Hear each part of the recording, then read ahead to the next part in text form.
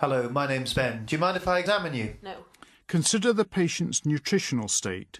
Record their height, weight, waist circumference and calculate the BMI.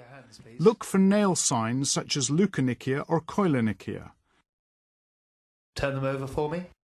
Palmar erythema is a sign of chronic liver disease, although it is normal in pregnancy. Look for finger clubbing, which can be due to chronic liver disease, inflammatory bowel disease or malabsorption. Could you place your arms up in front of you and cock your wrists back, please? Asterixis is a coarse flapping tremor seen in liver failure. It may also be seen in cardiac, renal and respiratory failure with CO2 retention. Look for needle tracks, tattoos and paucity of axillary hair. More than 5 spider nevi in the distribution of the superior vena cava is a sign of chronic liver disease, although again this can be normal in pregnancy. Remember to include the upper back. You'll need more exposure than is demonstrated here. Palpate for cervical node enlargement, which may be present in lymphoma or metastatic disease. Bilateral parotid swelling can be a feature of chronic alcohol abuse. Bring your legs back up. Just rest your head back. Look for spider nevi in the face and pallor and jaundice in the eyes. I'm going to look in your eye. Look up for me. Under natural light. And down. Jaundice is a diffuse yellow discoloration of the sclera. Now can you open your mouth? Look for angular stomatitis and mouth ulcers. Also inspect the teeth. You may smell a characteristic fetor. And stick your tongue out. The tongue can be affected by iron, B12 or folate deficiencies.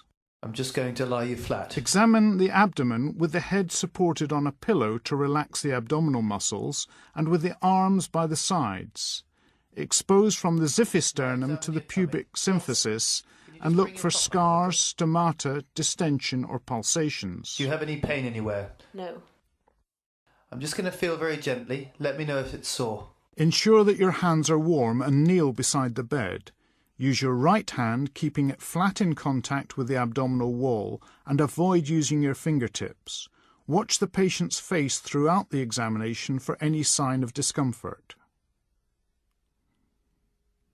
I'm now going to feel deeper. Again, let me know if it's sore. Feel each region of the abdomen in turn with superficial palpation, then repeat with deeper palpation.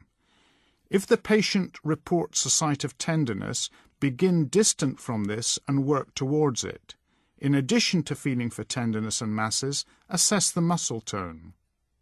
Now can you take some deep breaths in and out? Feel for the liver edge as it descends during inspiration.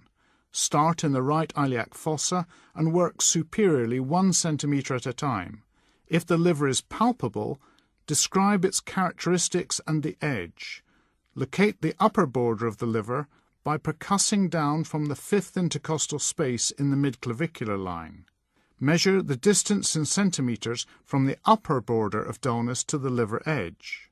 Feel for the spleen in a similar fashion. Again, can you take some deep breaths in and out? Starting near the umbilicus and working up towards the left hypochondrium. If you don't feel the spleen, explore the length of the costal margin as its position is variable. Can you roll onto your right-hand side, please? If you have still not felt the spleen, repeat this examination with the patient in the right lateral position.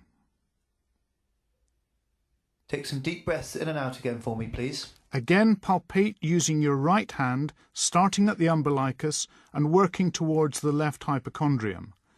Place your left hand behind the patient's left ribs, gently pulling the rib cage forward. And roll back onto your back. Percuss over the lower ribs and lateral chest wall to confirm or exclude the presence of splenic dullness. To detect lesser degrees of kidney enlargement, place one hand behind the patient's back below the lower ribs and the other anteriorly. You sometimes need to press firmly, but take care as this may be tender. The kidney is typically ballotable.